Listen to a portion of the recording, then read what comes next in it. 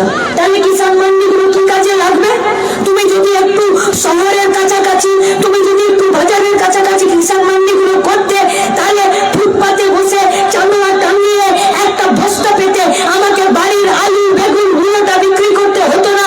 ওই কিষাণ মান্ডিতে আমার বসার একটা জায়গা থাকতো, আর সেখানে যদি আমি বিক্রি করতাম তাহলে সবাই ওখানে এসে কিনতো, লোকে জানতো যে এটা একটা বাজার।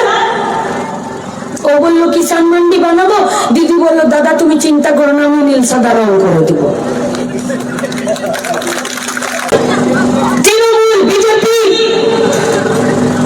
যে আমাদের আগের দিনে মিটিংটা করতে দিল না, সে কেউ বলছে কি হবে? তাহলে জিনিসের দাম বাড়তে থাকবে। এই জিনিসের দাম বাড়লো, তাহলে যে টাকাটা সরকারের ঘরে যাচ্ছে সেই টাকাটা দিয়ে আমার নতুন করে কি উন্নতি হবে? बनाने चला था बीजेपी का पार्टी मोदी पूरा देश को विश्व गुरु, और विश्व गुरु बनाনোর নামে গোটা দেশবাসীকে বলছে এখন আর বিশ্ব গুরু হয়ে লাভ নেই, থলি কিনে নাও আর 5 কিলো চালের জন্য রেশনের দোকানের বাইরে দাঁড়িয়ে যাও। বলেছিল চাকরি দেবে, এখন রেশনের চালের উপরে ভরসা করে দিন চলছে। বলেছিল বিদেশের ব্যাংকে টাকা আছে, ব্যাংকে খাতা খোলো, 15 লাখ টাকা আসবে। এখন বলছো যে বছরে মাসে 5 কিলো করে চাল দেব। বলেছিলে যে সব বাড়িতে সব মেয়েদের তাদের মান সম্মান সুরক্ষিত হবে, আর তোমার পার্টির নেতা হুগলির জাঙ্গিপাড়াতে 2টো বাচ্চার মাকে বলছে যে ভোটে জিততে দে, তারপরে তোকে কেমন করে তুলে নিয়ে যেতে হয় দেখবি। ভোটে জিতলে আমাদের বাড়ির মা বোনগুলোকে তুলে নিয়ে যাবার লাইসেন্স পাওয়া যায়। কি বলেছিলেন আর কি করে দেখাচ্ছ?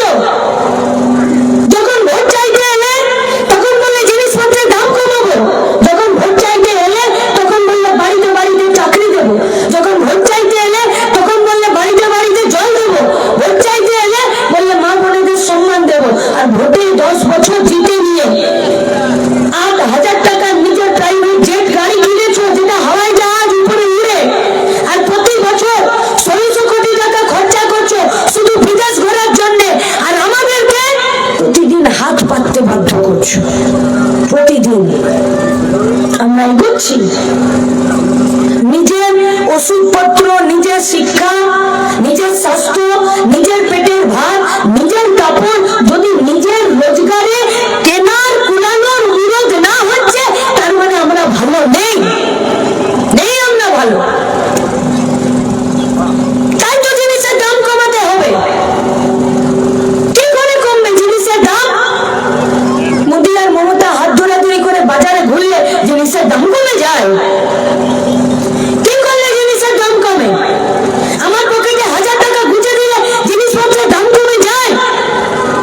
জিনিসপত্রের দাম কমে সরকার যদি সরাসরি কৃষকের কাছ থেকে কিষাণ মান্ডিতে ভর্তুকি দিয়ে আর কৃষকের উৎপাদিত ফসল কিনে আর রেশনের মাধ্যমে মানুষকে যদি কম দামে দেবে, তবে বাজারে জিনিসের দাম কমে। সরকার কৃষকের ফসল কিনবে, আউশ গ্রামে আলু চাষিদের কাছে আলু কিনবে। গোটা পূর্ব বর্ধমানে এতগুলো ব্লকে 20টা কিষাণ মান্ডি চলছে, কয়টা? 5 থেকে 6টা। কি হয় কিষাণ মান্ডিগুলোতে?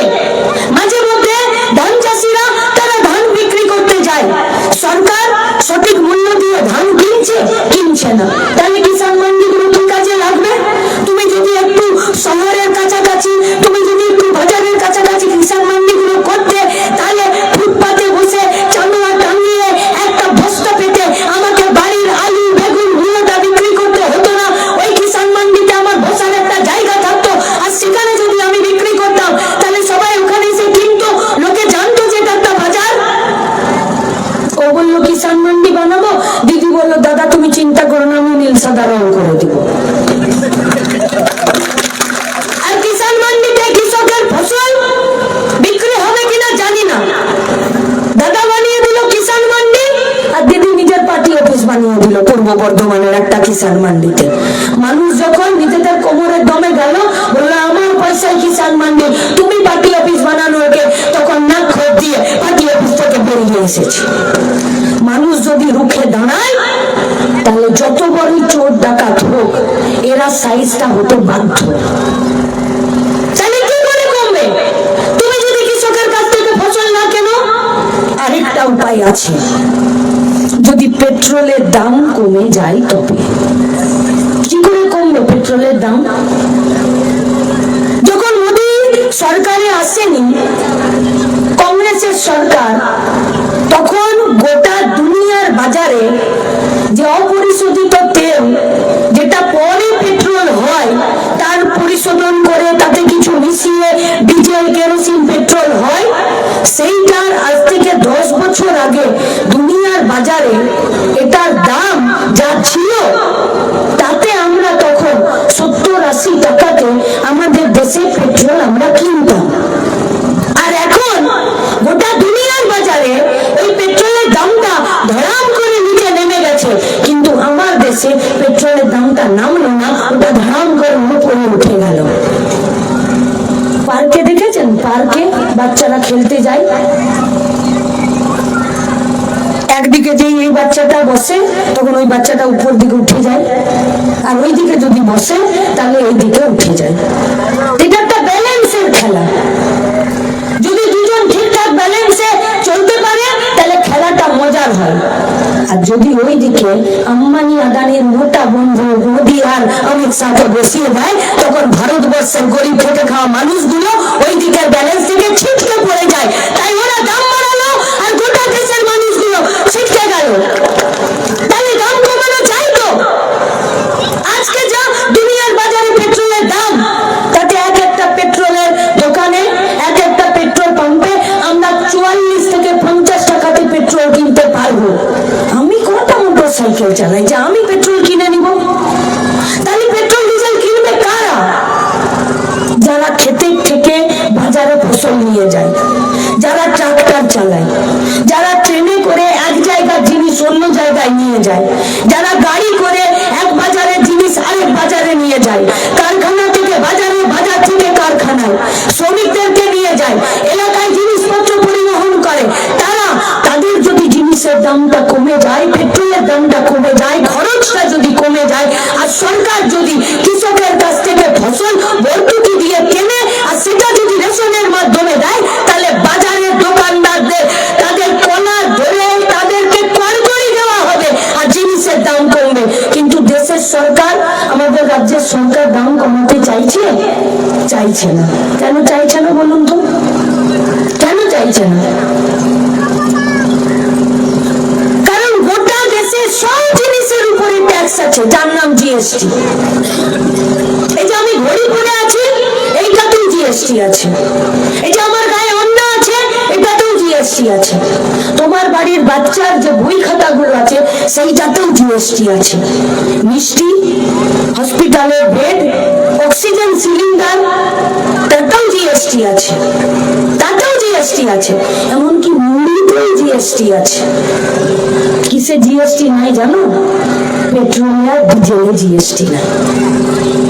জিএসটি নামে এই ট্যাক্সটা যদি থাকে, তাহলে সরকার তার ট্যাক্সটা নেবে। আর জিএসটি বলে যদি এই ট্যাক্সটা পেট্রোল ডিজেলে না থাকে, তাহলে সরকার ওই ট্যাক্সটা নেবে না। তাহলে এই ট্যাক্সটা নিচ্ছে কে? এই পয়সাটা যেটা 44 টাকার পেট্রোল 100 টাকায় পেট্রোল পাম্পে বিক্রি হচ্ছে, তাহলে বাড়তি 55 টাকা নিচ্ছে কে? এই বাড়তি 55 টাকা নিয়ে আম্বানি আদানি প্রত্যেক দিন নিজেদের ভুঁড়ি আর নিজেদের ছাতি আর নিজেদের আঙুল ফুলে কলা গাছ হচ্ছে, আর গরিব খেটে খাওয়া মেহনতি মানুষ দুবেলা পেট পুরে খেতে পাচ্ছে না। তাহলে মোদী আর দিদির আম্বানি আদানিকে টাইট দেওয়া উচিত যে তোমাকে আমি 55 টাকা দিব না। এই 55 টাকা তাহলে সরকার নেই, কারণ গরিব মানুষ যদি কষ্ট করে 44 টাকার পেট্রোলটা 100 টাকায় কিনছে, তাহলে 50 টাকাটা সরকারের থাক। ওগুলো বানিয়ে দিদি আর মোদির সঙ্গে আম্বানি আদানির খুব পিরিত, কাঁঠালের আঠা